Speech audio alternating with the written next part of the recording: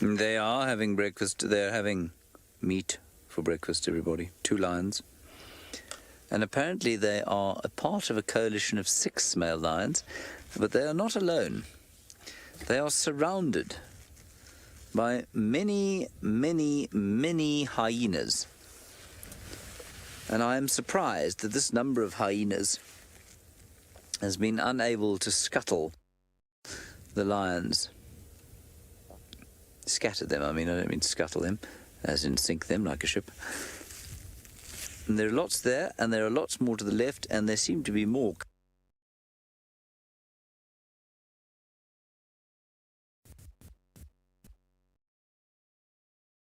I would have put these guys at around about 3.5 years old, the lions, but they're obviously too much of a terrifying prospect for the hyenas.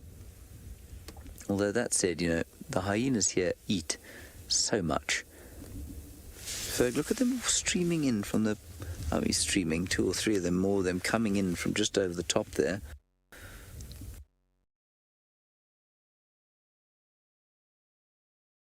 Those aren't hyenas, are they? They seem to be warthogs.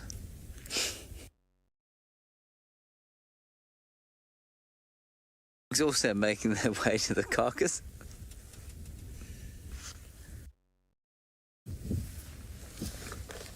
Anyway, we were given reports of this by somebody. He pointed at a tree and he said, under there, just go there, you'll find lions eating. And sure enough, under the tree, well, near the tree, the lions are eating.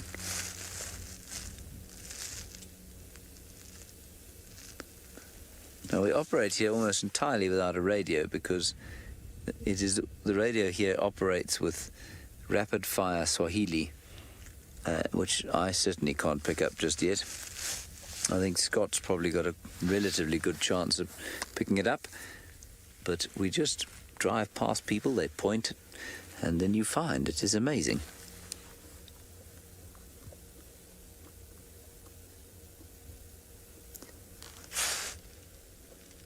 And that sort of ground or landscape that you can see way in the distance, that's the escarpment upon which we live, and that's the Mara Triangle, so that's the other side of the Mara River.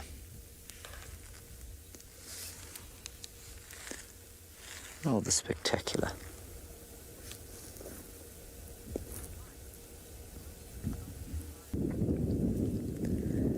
But they are not part of the pride.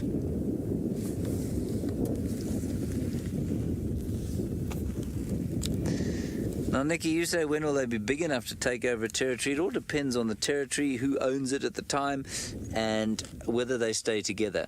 A little coalition of 6 would probably take over a territory more quickly than a coalition of 2 or 3, for example, because, of course, they can defend themselves. They're much more effective as fighters, and they're much more prepared to take risks. So I think that this group, when they hit sort of 4.5 or 5 years old, maybe, I think that they would be well capable of taking a territory. And we saw the same with the Birmingham boys back at Djuma. They were 5 to start with, and they put those Matimba males to flight very quickly, and they were still quite young. They were about 5 years old, I thought, when they came into our area, which was in the winter 2 years ago, which immediately puts them at 7. Isn't that amazing? Can't believe they've been with us 2 years already.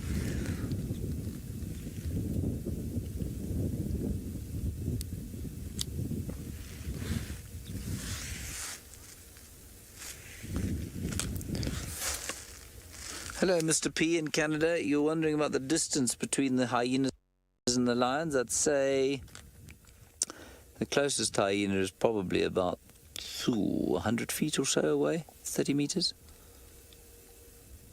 maybe 40 meters. They'll get bolder and bolder as time goes on. They may also have already eaten a bit from this carcass.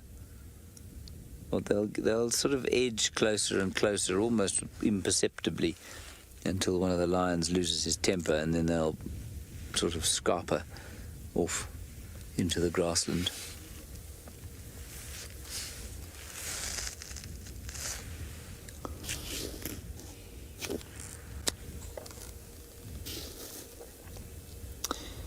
Now, Mita, you're just 8 years old, and I wonder if I didn't hear from you during our TV show. I think I did. I think that you named our lioness. You named her... Wait, I'll find out. We can see, Mita, I think about 15 or so hyenas in this area. I'd say we'll get Fergus to pan from side to side and you can count them for us.